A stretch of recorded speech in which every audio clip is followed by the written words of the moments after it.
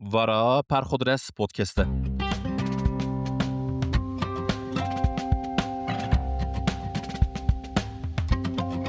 بیست و هفت مها دودیان ده 1025 پنجشنبه رویا بانگا اوجلان ل دیاربکر ل میدانا دا کپیمه هما بیجه ساعتك بری رو هر آوا ل دیاربکر مکتوبا سروک پکک عبدالله اوجلان تی خاندن لستانبوله و دنگ به هوپارلورین مستی مزن لور بلند به بری به کردیا کرمانجی سیاستوان سالو زمانان احمد ترک دخونه مکتوبا اوجلان دیرک جدس بیکا مکتوبه تی فهم کرن کو مکتوب جد ترکی هاتیه ترجمه کرن و نممکنه به وی کرمانجی تشتکی زلال جیواره فهم کرن تم دبیجم کرمانجیا مدیا و سیاست کردان برباده جبو کس تشتکی جمتنه فهم نکه هر تشی دکن هم مدیا هم سیاست کی مکتوبا اوجلان ترجمه کریه نزانم لیقی احمد ترکیستکه کو تشتک جم مکتوبه نفهم کرن ده جیه کی دا دسکنه معنی چند گوتنن اوجلان دبیجه ترجمه دکه یعنی دیسا به کرمانجی نزیکاتیا ارینین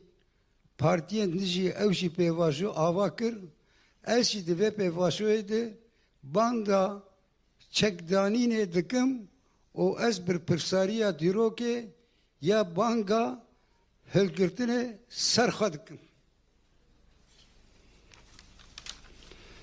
Yani veya sıkkanım hep kifakim, bunun soru az bir tiştid istinim sarxa. دورا به مدراتوریا سر سوریه اندر پروین بولدان دخونه مکتوبه به ترکی به رنگ و دنگکی چلنگ به کلمه این جهو درکتی فسیح و زلال پر زلال مکتوب و مساج اوجلان ancak به ترکی تی فهم کرن لدیار بکر Tüm gruplar silah bırakmalı ve PKK kendini feshetmelidir. Ortak yaşama inanan ve çağrıma kulak veren tüm kesimlere selamlarımı iletiyorum. Abdullah Öcalan.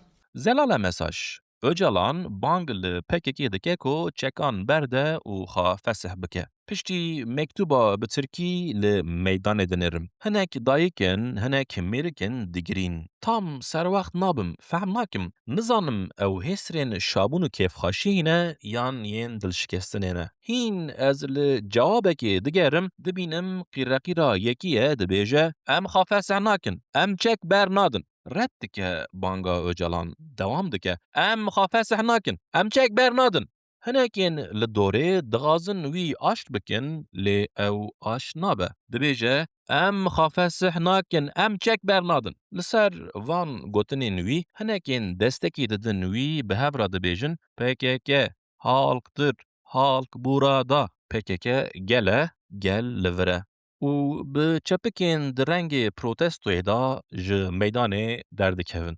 ج هوپارلور دنگ سترانین سر اوجالان بلند بن. گنج و کال و پیرین لمیدان مانه گوبندکا گش دگرینن. به سروک و ریبرمه بجی آپمه. ل واتساپ ها دنیرم مساجک هاتیه سر بانگا اوجالان. دبیجه تکنولوژی و درونین دولتا ترک ریل بر مجادله گرتن و دوی روشه دا آشتی ج پیشوچون و سرکتنکا تاریخی پرتر نولا مجبوریت که بمن.